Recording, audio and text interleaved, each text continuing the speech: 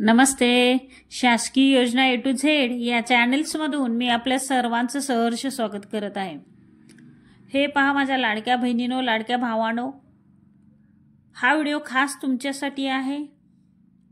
कारण महायुतीद्वारे काही निर्णय घेण्यात येत आहेत, शासन निर्णय जे आहेत, जे देवेंद्र फडणवीस यांनी आपल्या समोर मांडले आहेत. तर आपण पाहूया जे काही निर्णय आहेत ते सगळे लाभाचे आहेत.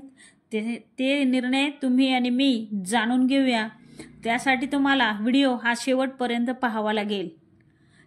एकही सेकंद मिस करू नका, म्हणजे तुम्हाला सर्व माहिती मिळून जाईल. चला तर व्हिडिओला सुरुवात करूया.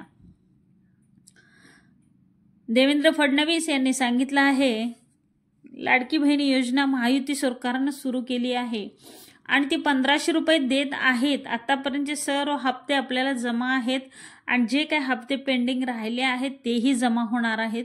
आता त्यामध्ये वाढ करण्यात आली आहे. आपण हे पाहतच होतो, पण हे नक्की आता कन्फर्म झाले आहे की 2100 रुपये ही वाढ झाली आहे. कारण स्वतः देवेंद्र फडणवीस यांनी एक संकल्पपत्र आपल्यासमोर जाहीर केले आणि त्या संकल्पपत्रामध्ये हे सांगण्यात आलं आहे की 1500 रुपयाचे 2100 रुपये प्रमाणे हप्ते इथून पुढे जमा होणार आहेत. हे यासाठी की आपण सर्वांनी महायुती सरकारला जास्त संख्येने निवडून आणल्याबद्दल त्यांनी हे आपल्याला एक गिफ्ट दिलं आहे. रिटर्न गिफ्टच म्हणावं लागेल, हे आपल्याला दिलं आहे. तसंच अनेक गोष्टी ज्या आहेत त्या समोर पुढे करण्यासाठी त्यांनी एक संकल्पपत्र तयार केलं आहे, ज्याच्यामध्ये 25 गोष्टी ते हायलाईट करणार आहेत. आणि त्याच्यामध्ये किमान असे 10 मुद्दे आहेत की 100 दिवसामध्ये त्यांनी पूर्ण करण्याचं काम हाती घेतलं आहे. त्यामध्ये पहिलाच मुद्दा असा आहे की लाडकी बहीण योजनेला 1500 रुपयाऐवजी 2100 रुपये करणार आहेत. तसंच शेतकऱ्यांना कर्जमाफी करणे, आधीच मोफत वीज बिल त्यांनी दिलंच आहे आपल्याला. त्यानंतर भावांतर योजना आणत आहेत, म्हणजे हमी भावापेक्षाही मार्केटची खरेदी सुरू झाली तर हमी भावाने खरेदी करूच, त्या ठिकाणी भावांतर योजना राबवून जो काही गॅप आहे त्यामधला ते शेतकऱ्यांच्या थेट बँक खात्यात जमा होणार आहे. कापूस व कांदा भाव वाढले त्यावेळेस त्यांनी भावांतर योजनेअंतर्गत अनेक शेतकऱ्यांना आचारसंहितेच्या अगोदर लाभही दिला आहे. तसेच त्यानंतर त्यांनी अजून एक मुद्दा मांडला आहे, संजय गांधी पेन्शन जी वृद्ध लोकांना दिली जाते ती पहिला 600 रुपये होती.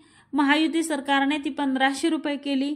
आता महायुती सरकारच ती 2100 रुपये करणार आहे आणि केली आहे. तसं त्यांनी GR ही काढला आहे आणि त्यानुसार या सर्व योजनांची अंमलबजावणी महायुतीचं सरकार करणार आहे. त्याचबरोबर त्यांचा फोकस आहे जीवनावश्यक वस्तू ज्या आपल्याला लागतात त्याच्यामध्ये भाव वाढू नयेत, तर त्याचे भाव स्थिर राहावेत, यासाठीही त्यांचं विशेष लक्ष असणार आहे असं ते म्हणाले.